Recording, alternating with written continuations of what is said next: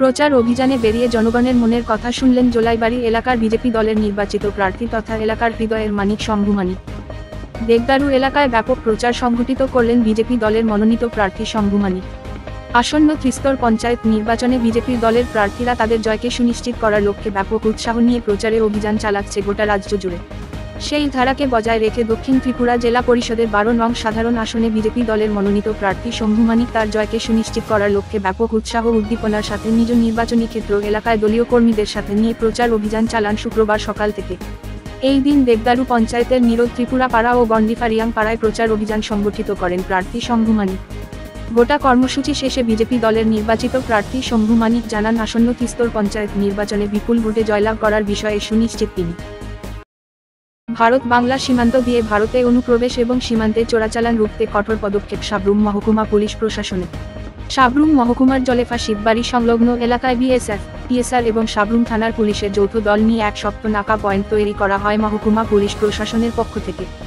ঘটনার বিবরণে জানা যায় বাংলাদেশের ছাত্র আন্দোলন ঘিরে চলা অস্থির অবস্থার পরিপ্রেক্ষিতে সাবরুম সীমান্তকে করিডোর হিসেবে ব্যবহার করে বাংলাদেশ থেকে ভারতে চোরাই পথে অনুপ্রবেশের ঘটনার প্রবণতা ব্যাপকতা লক্ষ্য করে সাবরুম মহকুমা পুলিশ প্রশাসনের পক্ষ থেকে গোটা মহকুমা এলাকার 3টি জায়গায় যৌথ নাকা পয়েন্ট তৈরি করে চালানো হচ্ছে কড়া নজরদারি। সাবরুম মহকুমা এলাকার পোয়ামবাড়ি, মাধবনগর এবং জলেফাতে রয়েছে এই 3টি নাকা পয়েন্ট। পুলিশের সাথে সাথে টিএসআর এবং বিএসএফ এর জওয়ানরা সড়কে চলমান প্রত্যেকটি গাড়িকে দাঁড় করিয়ে তল্লাশি চালিয়ে দেখছেন তাতে বাংলাদেশি নাগরিক কিংবা বিদেশে পাচার করার জন্য কোনো চোরাই মালের হদিস পাওয়া যায় কিনা। এ প্রসঙ্গে সাবরুম মহকুমা পুলিশ আধিকারিক নিত্যানন্দ সরকার জানান গত 2023-24 অর্থবর্ষে সাবরুম মহকুমা এলাকায় মোট 80 জন বাংলাদেশি নাগরিক যারা বাঁকা পথে ভারতের প্রবেশ করে তাদেরকে আটক করতে সক্ষম হয়েছে পুলিশ প্রশাসন সহ সীমান্ত রক্ষী বাহিনীর জওয়ানরা এবং এদের বিরুদ্ধে সুনির্দিষ্ট ধারায় চলছে 11টি মামলা। এছাড়াও সীমান্ত এলাকায় পাচারকার্যের জন্য নিয়ে আসা 1,04,500 কেজি চিনি, 350 গ্রাম হেরোইন, 329 কেজি গাঁজা, 117 বোতল এসকার সিরাপ এবং 850 কেজি পেঁয়াজ 2023-24 অর্থবর্ষে আটক করতে সক্ষম হয় সাবরুম মহকুমা পুলিশ প্রশাসন। এছাড়াও সীমান্তে মানব পাচারের সাথে যুক্ত 6 জনকে আটক করতে সক্ষম হয় এবং আরও সন্দেহভাজন 18 জনের নামের তালিকা রয়েছে সাবরুম মহকুমা পুলিশ প্রশাসনের হাতে। বর্তমানে সাবরুম রেল স্টেশন এবং ভারত বাংলা সীমান্তে রয়েছে অত্যাধুনিক নজরদারির ব্যবস্থা।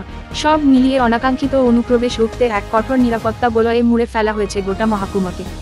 আমরা শ্রীনগরে একটা মিটিংও করেছি সব ড্রাইভারদেরকে নিয়ে, তারপরে সাবরুমও করেছি বিএসএফ এবং পুলিশ আর যারা ড্রাইভার যারা বিভিন্ন গাড়ি চালায় তাদেরকে নিয়ে। তো তাদেরকে আমরা এটা সতর্ক করে দিয়েছি যে তোমরা যদি কোনো ধরনের অপরিচিত ব্যক্তি পাও তাহলে তাদেরকে ভেরিফিকেশন করা ছাড়া যাতে কোনো অবস্থাতেই গাড়িতে না উঠাও। ইদানিংকালে আমরা আরও কিছু স্টেপ নিয়েছি যে কতগুলি নতুন নতুন নাকা আমরা চালু করেছি। জলেফাতে একটা নাকা চালু করেছি, পুলিশ বিএসএফ এবং টিএসআর কম্বাইনলি এটা কাজ করছে। শ্রীনগরে আমরা মাধবনগরে একটা চালু করেছি সেম, আবার একটা পোয়াংবাড়িতেও চালু করেছি। তা আমরা দেখছি যে কোনো অবস্থাতেই যাতে এই ঘটনাগুলোটি আর না ঘটে। আর তাছাড়া এখন আবার একটা ক্রুশিয়াল টাইম, কারণ বাংলাদেশেও স্টুডেন্টস আনরেস্ট চলছে, তো সেই কারণে অনেকে অনুপ্রবেশ করার একটা টেন্ডেন্সি আছে। তো এগুলি সব দিকে নজর রেখে আমরা স্ট্রংলি আমরা দেখছি যাতে কোনো অবস্থাতেই এদিকে আর অনুপ্রবেশ না ঘটে, আর যদি ঘটেও যায় যাতে তারা আমাদের হাতে ধরা পড়ে, এটাই। মাদক কারবারের সাথে জড়িত পুলিশ কর্মী গ্রেপ্তার, সাময়িক বরখাস্ত। অবশেষে পুলিশের জালে আটক 10,000 নিষিদ্ধ ইয়াবা ট্যাবলেট পাচার কাণ্ডের সাথে যুক্ত রাজ্য পুলিশের এক কনস্টেবল। করা হলো চাকরি থেকে সাময়িক বরখাস্ত। ধর্মনগর থানার পুলিশ বৃহস্পতিবার গভীর রাতে দামছড়া এলাকা থেকে গ্রেপ্তার করে অভিযুক্ত কনস্টেবলকে। ধৃত কনস্টেবলের নাম সন্তোষ শীল, সে দামছড়া থানায় কর্মরত ছিল। উল্লেখ্য গত 22 জুলাই সোমবার বিকেলে ধর্মনগর গীতা ভবন এলাকা থেকে ইয়াবা পাচারের সময় আসামের জবরুল হক সহ একটি পালসার বাইক ও কনস্টেবলের সহধর্মিনীর নামের S23AG 8055 নম্বরের থার গাড়ি আটক করে পুলিশ। সেই মাদক কারবারের সাথে জড়িত ছিল রাজ্য পুলিশের কনস্টেবল সন্তোষ শীল। ধর্মনগর থানার পুলিশ তাকে জেলা ও দায়রা আদালতে সোপর্দ করবে। জেলা পুলিশ কার্যালয়ে সাংবাদিক সম্মেলন করে বিস্তারিত জানিয়েছেন জেলা পুলিশ সুপার ভানুপদ চক্রবর্তী।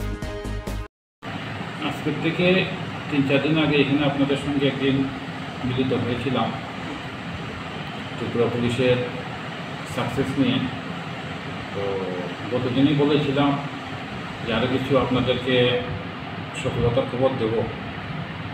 গতকালকে রাত্রে আমরা এই যে গত কিছুদিন আগে ধর্মনগরে ইয়ে বাটে ধরেছিলাম, যেখানে আমাদের একটা থর গাড়ি পাওয়া গিয়েছিল পুলিশের, সুন্দর ছেলে মিসেদের নামে ছিল। তো সন্তোষ চন্দ্র শীলকে গতকালকে রাত্রে অ্যারেস্ট করা হয়েছে এবং এটাও জানিয়ে রাখি গতকালকে সন্তোষ চন্দ্র শীলকে চাকরির থেকে বরখাস্ত করা হয়েছে। ধন্যবাদ। স্যার, চাকরি থেকে কি সামরিক বরখাস্ত করা হয়েছে না সাময়িক বরখাস্ত করা হয়েছে। তার বিরুদ্ধে কে মামলা আপনারা রুজু করেছেন? কিন্তু এই রিকোয়েস্ট মামলা গত দিন হয়েছিল সেটা। করুইমুড়া বাজারে শুক্রবার বিকেলে মারুতি গাড়ি ও বাইকের সংঘর্ষে গুরুতর আহত এক স্কুল পড়ুয়া সহ 2 যুবক। যদিও মারুতি গাড়ি ঘটনার স্থল থেকে পালিয়ে যেতে সক্ষম হয়েছে, বিশালগড় অগ্নি নির্বাপক দপ্তরের কর্মীরা আহত ছাত্র সহ 2 জনকে উদ্ধার করে বিশালগড় মহকুমা হাসপাতালে নিয়ে আসে।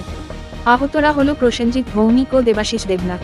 একটা খবর আছে যে পরিবর্তে একটা অ্যাক্সিডেন্ট হয়েছে, তো খবর পাওয়ার সঙ্গে সঙ্গে আমরা ছুটে যাওয়ার পর দেখলাম যে একটা বাইক অ্যাক্সিডেন্টে পড়ে রয়েছে, আর একটা গাড়ি নাকি সিলেরো গাড়ি নাকি বাড়ি দিয়ে গেছে। গাড়িটার পাওয়া গেছে না? না, গাড়িটা পাওয়া গেছে না। বাইকটার কি নাম্বার পাওয়া গেছে? বাইকটা টেম্পোরারি নাম্বার অনেকটা পাওয়া গেছে। যারা আহত হয়েছে নাম কি তাদের?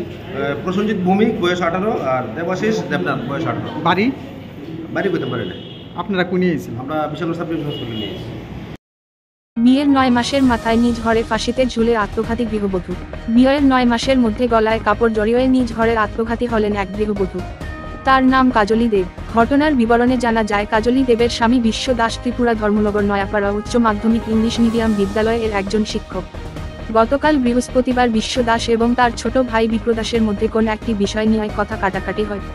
তখন তাদের বাবা বীরেন্দ্র দাস কথা কাটাকাটিতে যোগদান করে পুত্রবধূ কাজলী দেবকে তিরস্কার করেন বলে অভিযোগ। এই অপমান নাকি পুত্রবধূ কাজলী কোনো মতেই মেনে নিতে পারেনি বলে উক্ত রাতে নিজ শয়নকক্ষের জানালায় গলায় কাপড় বেঁধে আত্মঘাতী হন। পরে বিষয়টি প্রত্যক্ষ করে শুক্রবার ভোররাতে মৃতপ্রায় কাজলীকে ধর্মনগরের উত্তর জেলা হাসপাতালে নিয়ে গেলে কর্তব্যরত চিকিৎসকরা তাকে মৃত বলে ঘোষণা করেন। শুক্রবার ময়না তদন্তের পর কাজলী দেবের মৃতদেহ পরিবার পরিজনদের হাতে তুলে দেওয়া হয়। এই কাণ্ডে কাজলী দেবের বাবা পার্থসারথী দেব এবং মা শিপ্রা দেব জানিয়েছেন তাদের একমাত্র মেয়ে ছিল কাজলী। তার এহেন মৃত্যুতে তারা সম্পূর্ণ ভেঙে পড়েছেন। এই গৃহবধূর এমন মৃত্যুতে এলাকা জুড়ে শোকের ছায়া নেমে আসে। ছোটছেলের নাম কি আপনার? আচ্ছা, কি হতো ঘটনা? কি লাগে সুসাইড করছে আপনার ছেলে? তার লোক একজনটা হয়েছে এমনি আর তারা কথা কাটাকাটি হয়েছে। হ্যাঁ, ইয়েরও 2টা কথা হয়েছে। আচ্ছা, ওই তো অন্য কোনো কিচ্ছু না। আপনার ছেলের বিয়ে কতদিন হয়েছে? বললাম তো আপনার তার নাম কি যে মারা গেছে আপনার ছেলে? আচ্ছা, কি দিয়ে সুসাইড করছে? কি করছে ঘরের মধ্যে? কি দিয়ে সুসাইড করছে? বললাম যে কাপড় দিয়া। কাপড় দিয়ে কি? কাপড় দিয়ে কি করছে? কাপড় দিয়ে পাঠিয়েছিল। এবার কীভাবে বাইক করে নিয়েছেন? আপনার পুলিশে জানাইছেন বা ফায়ার সার্ভিস কল করছেন? চন্দ্রপুর আরবান কলোনি 2 নং ওয়ার্ড থেকে একটি নবজাত পুত্র সন্তানের মৃতদেহ উদ্ধার। ধর্মনগর চন্দ্রপুরের আরবান কলোনি 2 নং ওয়ার্ড থেকে একটি নবজাত পুত্র সন্তানের মৃতদেহ উদ্ধারে জনমনে তীব্র ধিক্কার শুরু হয়েছে। একটি ছেলে তার বাড়ির পাশে শাকাইচড়ায় প্রতিদিন মাছ ধরতে যায়। নিত্যদিনের মতো আজকে অর্থাৎ শুক্রবার মাছ ধরতে গেলে প্রাথমিকভাবে এটিকে একটি পুতুল ভাবলেও কিন্তু কিছুক্ষণ পরে বুঝতে পারে তা একটি মানব সন্তান। সাথে সাথে আশেপাশের জনগণকে ঘটনা জানায়। এলাকার মানুষ বিষয়টি দেখে ধর্মনগর থানায় খবর দেয়। খবর পেয়ে ধর্মনগর থানার পুলিশ পুত্র সন্তানটিকে উদ্ধার করে হাসপাতালে নিয়ে যায় ময়নাতদন্তের জন্য। বাচ্চাটির নাভিতে হাসপাতালে যেসব চিহ্ন ব্যবহার করা হয় সেসব চিহ্ন রয়েছে বলে জানান এলাকাবাসীরা। অর্থাৎ জন্মের পরেই বাচ্চাটিকে ফেলে দেওয়া হয়েছে বলেন দাবি করেছে পুলিশ কর্তারা। এলাকাবাসী জানান মানুষ দিনে দিনে নরঘাতক হয়ে যাচ্ছে। তার উৎকৃষ্ট উদাহরণ হচ্ছে উদ্ধার হওয়া এই পুত্র সন্তান। সাময়িক আনন্দের মোহ কাটাতে না পেরে ভবিষ্যতের একটি প্রাণকে জলাঞ্জলি দিচ্ছে অমানুষের দল। মানুষকে যতই উৎকৃষ্ট জীব বলে বর্ণনা করা হোক না কেন, মানুষ এখন পশুর চেয়ে অধমে পরিণত হয়েছে। একটি বাচ্চা যা ভবিষ্যতের নাগরিক, তাদেরকে যেমন করে হত্যা করে নিজেদের লজ্জা লুকায়িত করার চেষ্টা চলছে, তাতে সাধারণ মানুষ ধিক্কার জানায়। একটি সন্তানের জন্য দম্পতিরা কোথায় না কোথায় যাচ্ছে, আর এদিকে একটি বাচ্চাকে অঙ্কুরেই বিনষ্ট করে দেওয়ার প্রয়াস মানবজাতির লজ্জা ছাড়া আর কিছুই নয়। আধা ঘন্টা 40 মিনিট আগে একটা খবর আছে যে একটা শিশু বাচ্চা জলে ভাসতেছে মৃত অবস্থায়। তো খবর পাই আমরা আইলাম, সেটা পাইছি যে ঠিক ওই ঘটনাটা সঠিক, এবং আমরা এটাকে তুলে সেটা ওখানে ওই সুরতাল রিপোর্ট তৈরি করার পর আমরা ময়না তদন্তের জন্য হাসপাতালে নিয়ে যাচ্ছি। আপনাদের মানে কি মনে হচ্ছে এটা কোথা থেকে এসেছে? এটা কেউ হয়তো বাঁচিয়ে দিয়েছে, হসপিটালেই জন্ম এরকম দেখা গেল। নাভের মধ্যে হসপিটালের এটা বান্ধা আছে। এটা কতদিনের বয়স হতে পারে? এটা কতদিন হবে? জন্ম হওয়ার পরেই সঙ্গে সঙ্গে বাঁশি দেওয়া হয়েছে, 1-2 দিনের মধ্যে। পিআর বাড়ি থানার হাতে হিরোইন সহ গ্রেপ্তার এক যুবক। হিরোইন সহ গ্রেপ্তার রিপন সরকার নামে এক যুবক। ধৃতকে 3 দিনের পুলিশ রিমান্ড চেয়ে আদালতে সোপর্দ করে পিআর বাড়ি থানার পুলিশ। বৃহস্পতিবার রাতে গোপন সংবাদের ভিত্তিতে পিআর বাড়ি থানাধীন রাঙ্গামুড়া এলাকায় পুলিশ এবং বিএসএফের যৌথ অভিযানে গ্রেপ্তার করা হয় তাকে। পুলিশের কাছে পূর্বেই খবর ছিল পিতা মাতার আশীর্বাদ নামক যাত্রীবাহী বাসে করে হিরোইন নিয়ে এক যুবক বাসে চেপে বসেছে। খবরের সূত্র ধরে পুলিশ যাত্রীবাহী বাসটিকে রাস্তায় দাঁড় করিয়ে তল্লাশি চালিয়ে 10 গ্রাম হিরোইন সহ রিপন সরকার নামে এক যুবককে আটক করে প্রথমে রাঙ্গামুড়া ফাঁড়িতে নিয়ে আসে। পুলিশ জানায় ধৃত রিপন সরকারের বাড়ি পিআর বাড়ি থানার অন্তর্গত রাধানগর 3 নং এলাকায়। রিপন সরকার এলাকায় নেশাখোর হিসাবেই পরিচিত। ধৃতের কাছ থেকে একটি প্যাকেটে 10 গ্রাম হেরোইন উদ্ধার করে।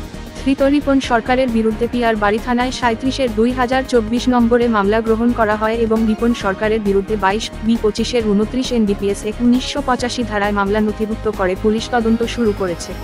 পুলিশ জানায় ধৃত রিপন সরকারকে শুক্রবার পুলিশ রিমান্ড চেয়ে বিলোনিয়া আদালতে সোপর্দ করা হয়। আমাদের কাছে গোপন সংবাদে একটি খবর আসে যে সোনামুড়ার দিক থেকে একটি যাত্রীবাহী বাস যাহার নাম্বার TR01B 1481, ওই বাস দিয়ে আমাদের পিয়ারবাড়ি থানাধীন রাধানগর গ্রামের একটি ছেলে যার নাম রিপন সরকার, ও কিছু নেশা জাতীয় সামগ্রিক নিয়ে আসছে। তো সাথে সাথে আমরা পিয়ারবাড়ি থানা, রাঙ্গামুড়া আউটপোস্ট এবং বিএসএফের যৌথ উদ্যোগে আমরা নাকা চেকিংয়ে বসি এবং রাঙ্গামুড়া আউটপোস্টের নাকা চেকিংয়ে আমরা বাসটিকে দাঁড় করাই এবং চেক করে ওর থেকে আমরা 10 গ্রামের মতো হিরোইন উদ্ধার করি এবং ওগুলো সিজ করি। ওকে আমরা অ্যারেস্ট করেছি। আজকে আমরা কোর্টে ওকে ফরওয়ার্ড করছি। এই ঘটনায় কে কে জড়িত আছে এবং এই মালগুলো কোত্থেকে এনেছে এবং কোথায় ডেলিভারি করবে এগুলো আমরা তদন্তে বের করছি এবং এটার বিরুদ্ধে আমরা আইনগত ব্যবস্থা নিচ্ছি। রাধানগর মোটর স্ট্যান্ড সংলগ্ন এলাকায় নেশা জাতীয় সামগ্রী সহ 3 নেশা কারবারিকে আটক করল এলাকার মহিলারা। পুলিশের ইমার্জেন্সি নম্বর 112 এর ভূমিকায় এলাকাবাসী ক্ষুব্ধ হলেও তাদের আটক করার পর পুলিশের হাতে তুলে দিতে পেরে স্থানীয়রা খুশি বলে জানায় এলাকার লোকজন। তারা তো আমরা ধরছি আজকে কয়েকদিন ধরে আমরা এদিকে ডিউটি করতেছি। আমরা তারার কারণে আমরা যত খোলা বানাতো সব নষ্ট হয়ে যেতেছে। এলাকা আমরা নিজেরা ভূমিকা করছি যে আমরা নিজেরা দৌড়ুন দৌড়া দিই তারা কি করেন যায় উপরে যত পুলিশ প্রশাসন আইয়া যায় তারা তো নিচে কোনো খেয়াল করে না, নিচে লক্ষ্য করে না। আমরা নিজেরা দেখে আমরা ধরছি, ধরে আমরা কাছে যাওয়া হয়েছে।